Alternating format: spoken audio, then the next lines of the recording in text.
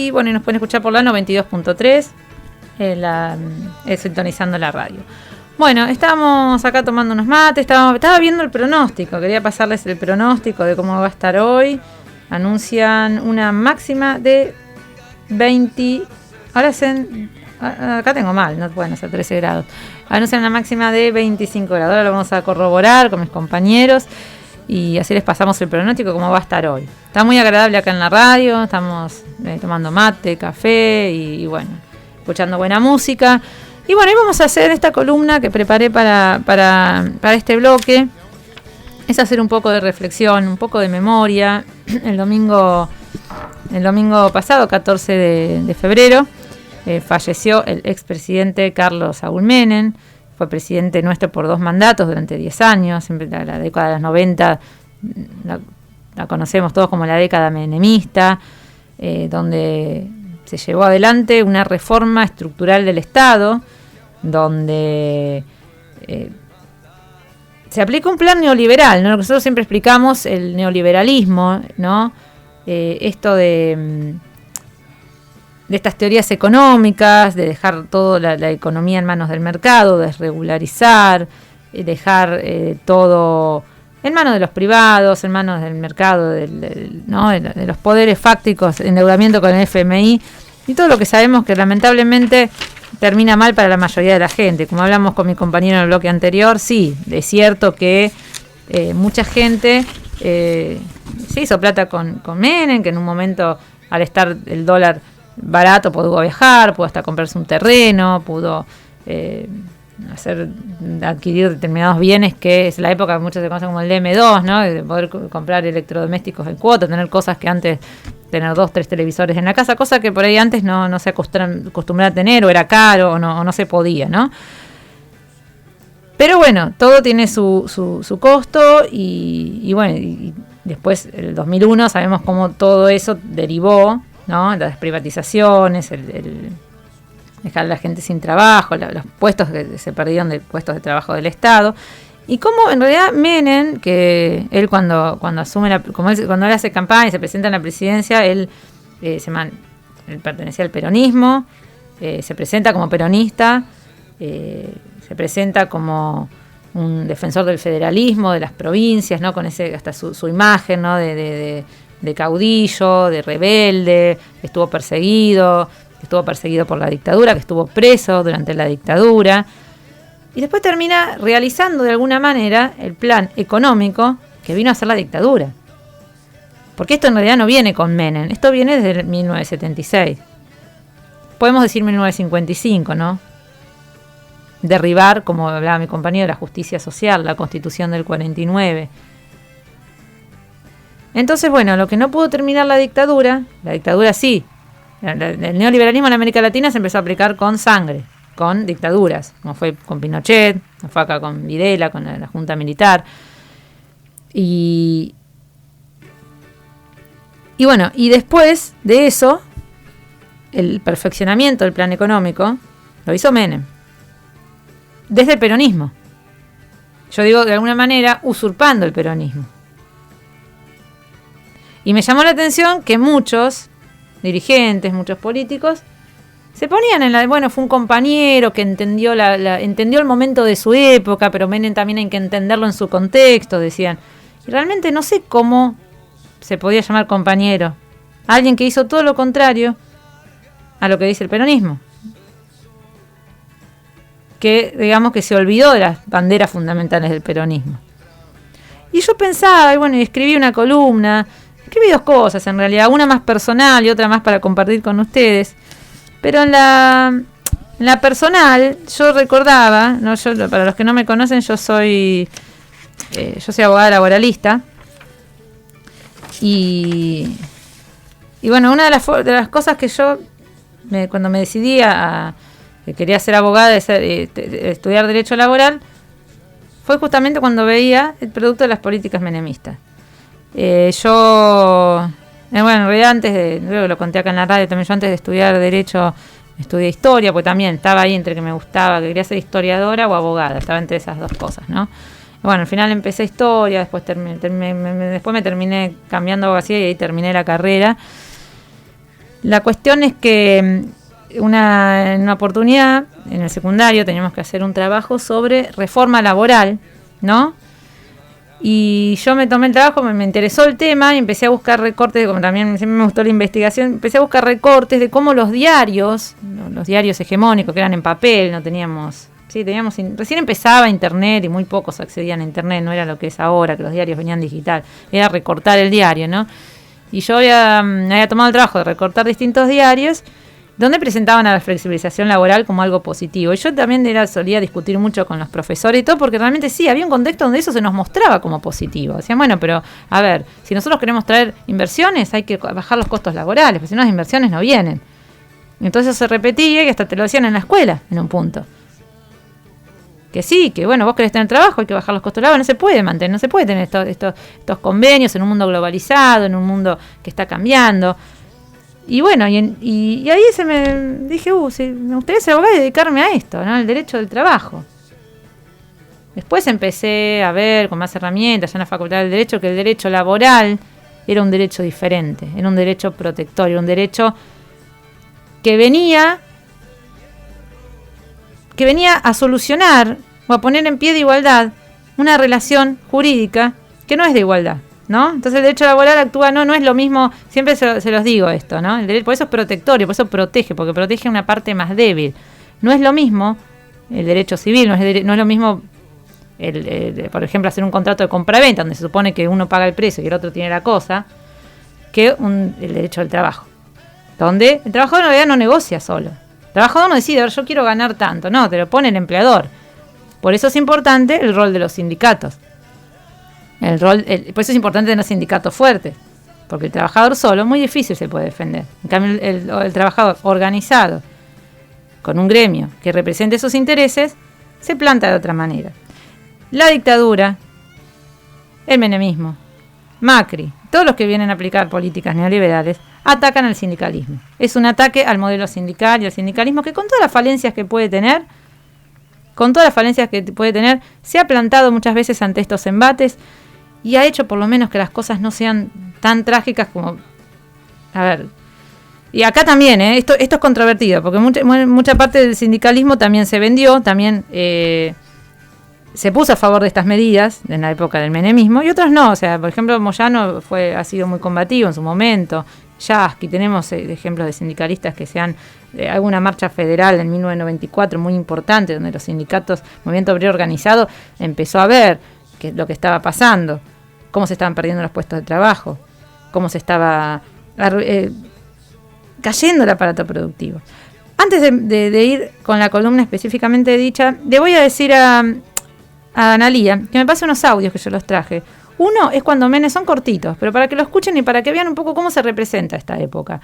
Uno va a ser cuando se anuncia Menem con Dromi en 1989 el plan de privatización, la reforma del Estado. Y otro es un breve audio de Norma Pla, que fue una dirigente social, una señora, una jubilada, pensionada, que salió a luchar, sin tener tanta experiencia en eso, salió a luchar. Y pobrecita dio su vida luchando de la defensa de los jubilados y se arriesgaba y se ponía ahí y se enfrentaba a la policía y se enfrentaba. Y bueno, y un día le invitaron a Sofovich y le dijo de todo, lo dejó mudo, digamos, ¿no? Y bueno, eso es lo que les voy a hacer escuchar como para que vean cómo se representa un poco lo que fue esa época. El gobierno de la Nación Argentina cumplimenta esta noche 7 cabalísticas privatizaciones, 7 sectores estratégicos del quehacer nacional. Encaramos las privatizaciones de la televisión, de los teléfonos, de instalar el sistema del peaje, de instalar la concesión vial o la concesión ferroviaria, también de privatizar las radios y de incorporar, por supuesto, la privatización de la empresa estatal de la aeronavegación. Nosotros hemos ideado un decálogo que dentro de unos días se conocerá, que es el decálogo menemista de la reforma del Estado. El mandamiento 1 son palabras de Menem, él no lo conoce aún. El mandamiento 1 está extraído de sus muchos discursos, dice así: nada de lo que deba ser estatal permanecerá en manos del Estado.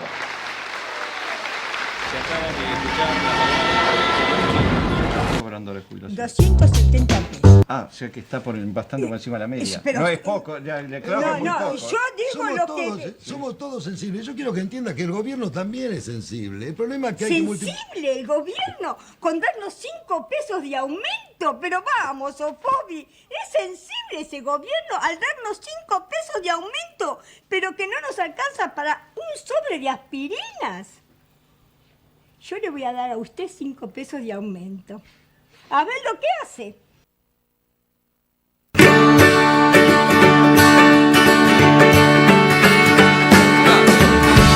Bien, bueno.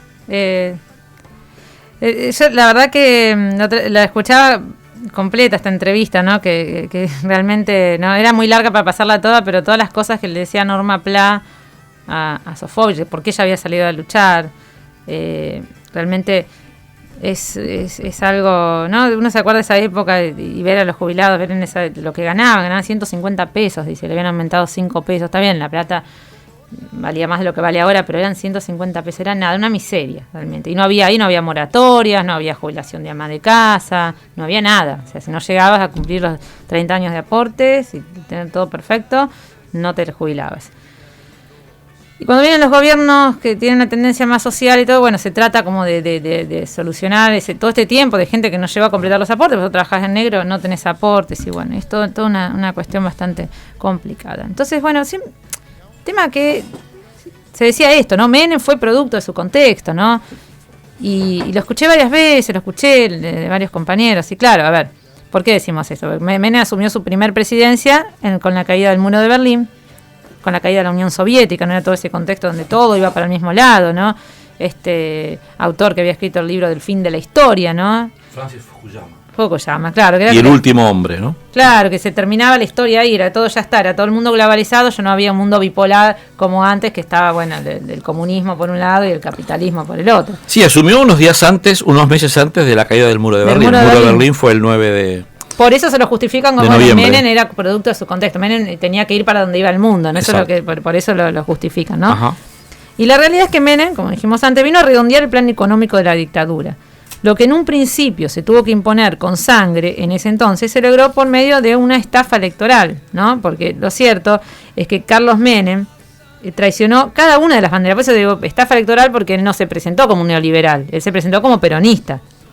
Bueno, él dijo, ¿no? Si yo hubiera dicho todo lo que iba a hacer, no me votaba nadie. O sea, si el tipo es tan honesto y tan franco que dijo, si yo decía todo esto, no me votaba nadie.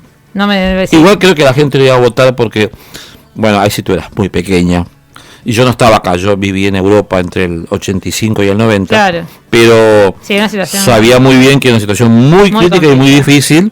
Y obviamente Ángelos no estaba a la altura porque él seguía representando a lo que había sido el radicalismo, y obviamente Carlos Menem presentaba una novedad y frente a Antonio Cafiero, por eso ganó la interna y por eso obviamente le ganó a Ángelos y se tuvo que asumir unos meses antes, ¿no? Bueno, ahí me deja pensando en todo lo que pasa hoy, ¿no? Porque a veces la gente, el pueblo, ¿no? Más cuando por ahí, a veces la gente uno tiene un interés por ahí muy grande en la política y todo, pero la gente que por ahí que vive el día a día, que no le interesa, no todo el mundo nos tiene que interesar las mismas cosas. Yo no me gusta tampoco como culpabilizar al que no le interesa la política. Hay gente que por ahí no, que por ahí le gustan otras cosas, que tiene otros intereses, ¿no? Y siempre, pero sí la gente, en general quiere vivir bien. Eso es lo que, yo creo que todos queremos vivir bien, eso es como un consenso entre todos. Cuando algo fracasa, a veces se va al cambio. Cuando este cambio puede ser peor, o sea, bueno, nos pasó hace poco. Pero la gente, quiere un cambio. Y por eso es importante, por ejemplo, yo veía lo que pasó, y ahora vuelvo con lo que pasó con Ginés y todo este tema. Uno así como que sí le está dando pie, con estas cosas, le estás regalando en bandeja estos problemas a la derecha, a la contra, a Macri. En un año electoral. Porque ellos saben, con esto le tienen, mañana hacen una marcha opositora. O sea, uno les da para decir, ves que al final son todos corruptos. Y ves que final... se murió Menem hace una semana y tenemos a estos que pasó con Ginés. Menem peronista, porque vamos a decirlo corto, ¿no? Peronista, porque algunos ya no lo querían pues señalar como peronista, pero peronista con una liberalidad importante. Se la dejaron en bandeja en un año electoral, ¿no? Más digo yo. Claro, por eso. Y entonces, bueno, muchas veces uno dice, bueno, esto ya está, bueno, votamos a otro, cualquiera. Larreta, Macri, Bullrich, el que venga. El Lippi, no sé, o sea, que en realidad... Esper, claro, el que esté, el que pongan, el que cambio. Como fue con la Alianza. A ver, ¿quién votó? ¿Por qué votaron a la Rubén? No, porque era un cambio de Menem. Exactamente. No queremos más a Menem. Tal cual, fue así. Entonces, bueno, por eso, una estafa electoral, digo, porque Menem en realidad vino a traicionar cada una de las banderas del peronismo, como usted lo dijo, la justicia social, la soberanía política y la independencia económica. Y por eso remarco la estafa electoral, porque en 1989 no se votó por un programa neoliberal, se votó peronismo. Y se eligió un candidato aguerrido, caudillesco, defensor del interior del país, que había sido perseguido y encarcelado por la dictadura feroz a la que más tarde se abrazó, se abrazó con la dictadura. Carlos Menem fue el claro ejemplo de la usurpación del peronismo, porque entendamos bien, el peronismo nunca va a ser neoliberal. Perón y Evita querían más que nada la felicidad del pueblo, y esa felicidad se lograba en una comunidad organizada. Nunca puedes lograr la felicidad ni la comunidad organizada en estos contextos, ¿no? De donde sálvese quien puede. Y bueno, yo digo, ¿no? Como yo cuento, que a mí en casa nunca me faltó la comida, ni conocí la pobreza en carne propia, pero a fines de los 90 yo ya veía a mi alrededor las familias destrozadas por el desempleo. Padres de amigas que pasaron a ser de trabajadores de fábrica, administrativos, bancarios incluso, gente que estaba muy bien, pasaron a ser vendedores ambulantes, remiseros, a fundirse porque se ponían locales. Se destruyó la industria nacional. Y se destruyó la industria nacional. Y por eso digo, y las familias también, porque todo esto trajo mucha depresión, el desempleo trae... Y el otro día hablando, ¿no? Que estábamos hablando, que el feminismo sí, el feminismo no.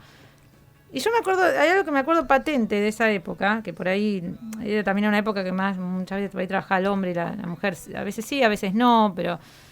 Y el hombre tiene eso de sentirse frustrado cuando no puede llevarle el plato de la comida a la familia. Absolutamente. Y uno los veía cuando, por ejemplo, no se iban a un comedor o algo, uno estaba ahí y los veía. Y el hombre tenía una cara de tristeza, de bajar la mirada, que sentía vergüenza de ir a un comedor. Porque por ahí era un hombre que de haber trabajado toda su vida y que a los 50 años se quedó sin trabajo, que no lo tomaban en ningún lado, que se había gastado la indemnización que cobró. Exactamente. Y era un hombre que sentía vergüenza. Y realmente uno, obviamente que no era culpa de ellos, ¿no? Por supuesto, pero era cómo lo sentía la gente. Por ahí la mujer se pone a hacer una olla y va... Pero para el hombre que el desempleo y el no poder llevar le genera mucha angustia, esto de sentirse como culpable, de sentirse que no es capaz de llevar algo a su familia, ¿no? Mucha gente que leí esos días que sus padres habían fallecido, o sus abuelos, por estas políticas, porque no pudieron soportar... Mi padre se jubiló del ferrocarril 5 años antes de la edad. Mi padre estaba re feliz. Se jubiló muy bien. Mi padre no era un hombre que tenía una instrucción muy limitada. Pero era una de las cosas raras, ¿no? Sí. Mi papá, que hubiera cumplido 91 años hace unos días, él se jubiló con 60 años. Con 60. Porque tienen un régimen... Y no, porque simplemente como destruyeron los ferrocarriles, porque eso hay que decirlo. Como se destruyeron los ferrocarriles, porque ramal que para, ramal que cierra, dijo Domingo Cavallo. Bueno, mi padre le pidió, como estaba desde los 18 años en el ferrocarril, le ofrecieron jubilarse. Lo indemnizaron, lo jubilaron y cobró durante 2 meses más sin trabajar el sueldo. Mi padre estaba feliz. Dice, a ver, cobré 2 meses sin laburar, que laburé toda mi vida. Me indemnizaron y encima me jubilaron. Y le dijeron un día, mi padre se jubiló un 31 de julio del año 90, perdón. Y le dijeron, y mi madre le dijo, ¿cuándo te van a dar la indemnización? El 16 de agosto se fue y volvió con $22,000. Ajá. O sea, en 16 días cobró la indemnización. Cobró la indemnización. Nada más y nada menos que $22,000. Que obviamente fueron al banco, ¿no? Claro. Para no teníamos necesidad. Pero digo, esto fue también otra cosa que quería, porque como se llama otras voces, quiero también enseñar esto, ¿no? Hay gente que la indemnizaron. Mi padre no tenía obligación de trabajar, entonces no quiso trabajar. Pero hubo mucha gente que sí tenía, claro, porque era joven Aparte no es lo mismo para ir a los 60, que ganan poco y por ahí pudiste invertir en algo, es como... Y hay gente que invirtió mal, como dices tú. Mucha gente invirtió mal, pero por ahí no sabía, ¿no? Porque por ahí, no sé, toda tu vida trabajaste, no sé, en un banco, eres administrativo y de repente, no sé, te quisiste poner un kiosco y te fue mal porque no sabés. Muy mal. Exactamente, sí. Digamos, tuvo sus pros y sus contras, ¿no? Sí, pero bueno, lo que siempre decimos que una vez se lo ven los números y esto terminó con una desocupación llegamos a tener 25% de desocupación en 2002, 2001. Y realmente una vez se lo ve en grandes, ¿no? Parece que en algún caso particular sí, hay gente que también ha ido muy bien y que progresó y que hizo buenos negocios. Pero y que viajó mucho. Y que viajó mucho, pero en la gran mayoría, en los números, en lo que uno ve los resultados, ¿no? Fue realmente muy... No, yo me acuerdo, yo iba a estudiar en esa época y me tomaba el último tren y era toda gente juntando cartones, que venían con los changuitos y todo, y vos ya me ponías a hablar y todo, y era gente que había estado trabajando, que realmente lo había perdido toda, gente de clase trabajadora que había terminado en esa situación, ¿no? Entonces, veía esto de las familias destrozadas, todo producto de la destrucción del Estado, de los pactos con el poder, de la conciliación con los genocidas, de las relaciones carnales con el FMI, la farandurización de la política, perdón, me trabé, la destrucción de nuestra industria, de nuestros trenes. Toda una nación servida en bandeja para Estados Unidos, para los poderes foráneos. Eso fue Menem. No encuentro otro mejor, eso fue Menem, ¿no? Un cipayo, ¿no? No encuentro otro término mejor para definir que el cipallismo, ¿no? Ayer partió, bueno, esto lo escribí ese día, ¿no? El domingo pasado, viene a ser, partió del plano terrenal, impune, con el cargo ni más ni menos que de senador de la nación. No se puede negar que marcó una década, eso sí, marcó una década. Pero será una década recordada por lo triste, por el hambre, por el desempleo, por el flagelo del neoliberalismo en nuestro pueblo, por las muertes que provocó. Río Tercero, ¿no? Usted ya lo habrá citado seguramente. No lo cité, pero bueno, está... Pero está ahí, ¿no? Fue fundamentalmente Río Tercero y todo lo que significó la venta de armas a Croacia y a Ecuador, ¿no? Y bueno, gravísimo, ¿no? Digo, no hay muerte que se festeja, pero no olvidemos, ¿no? Hay muertos y muertos y bueno... Este no es un muerto cualquiera, digo, y esto viene parafraseando a un poema de Mario Benedetti que se llama Obituarios con urras, pero bueno, no lo reproduzco acá porque tampoco no es que uno quiere, como dije yo, no es... Fue curioso inclusive cómo murió y cómo lo enterraron, porque su hija se preocupa por decir que era católico romano, pero lo entierran con ritual islámico.